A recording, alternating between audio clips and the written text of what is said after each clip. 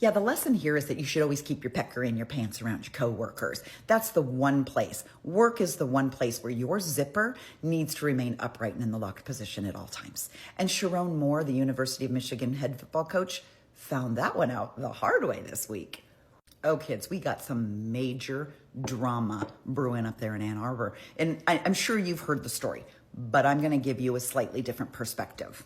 The cataclysmic downfall of this man being the University of Michigan head football coach. Like, this is hallowed ground. This is a dream job, and it comes with a very lucrative paycheck. So to just crumble that all down in the course of a week, to go from breaking up with your lover on Monday, being fired by Wednesday morning, to being arrested by Wednesday afternoon and arraigned by Friday, the Michigan football program has always been overachieving, but this is something spectacular. The internet is fighting over this week because people believe, really honestly, if this is a consensual relationship between two coworkers, and he got fired for the relationship, why didn't she get fired for the relationship? And I understand that, but 25 years in corporate HR positions, and I can tell you exactly why. Because at some point, this isn't an affair.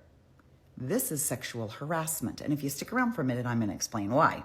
But in the meantime, on Friday, Sharon Moore was arraigned, and he has been charged with third-degree home invasion, stalking, and breaking and entering. Apparently, Sharon Moore and Paige Shiver had what people are saying is a years-long relationship. Now, he's married with kids, but he was still having a relationship with Paige, who was employed as his administrative assistant. He's 39, she's 32. We're not talking like he's picking up on college freshmen, right? So I can understand how it's easy to see, like, she's a full-ass consenting adult and she knew what she was doing.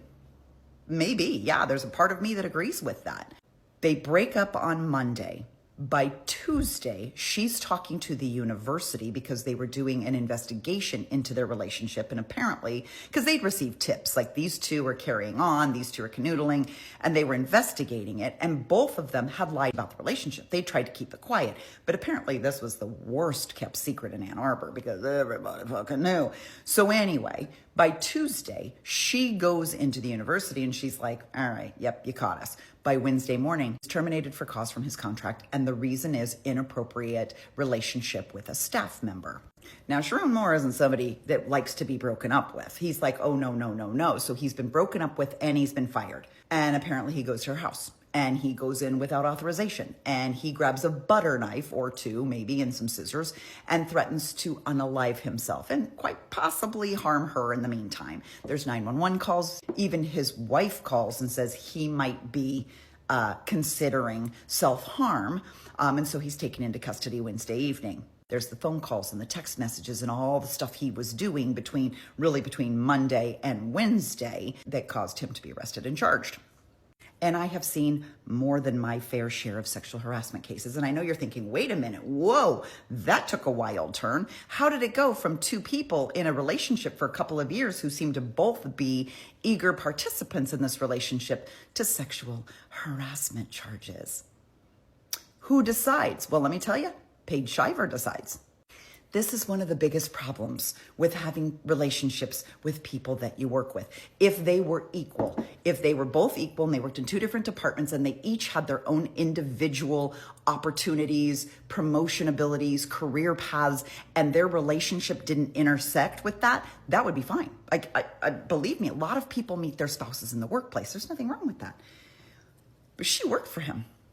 He was the boss. She was the subordinate. And somewhere along the way, he gives her a 55% increase. It was like almost $40,000 pay increase.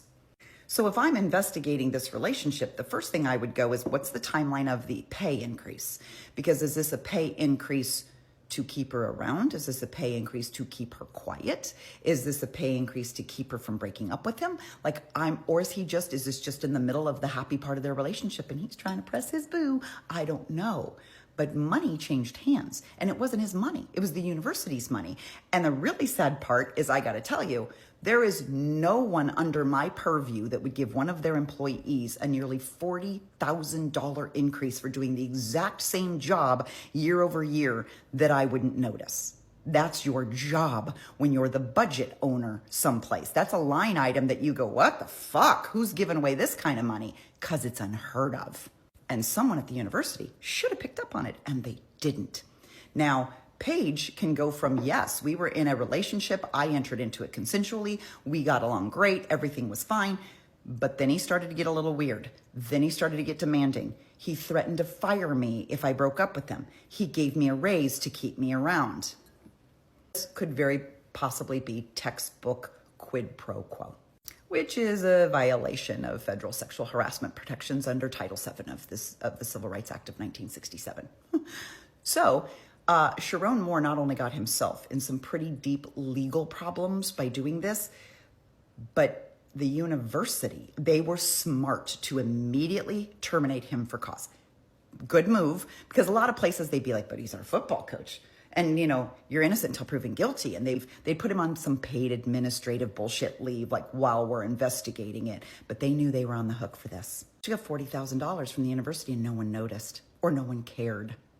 My opinion, they're on the hook for this legally as well.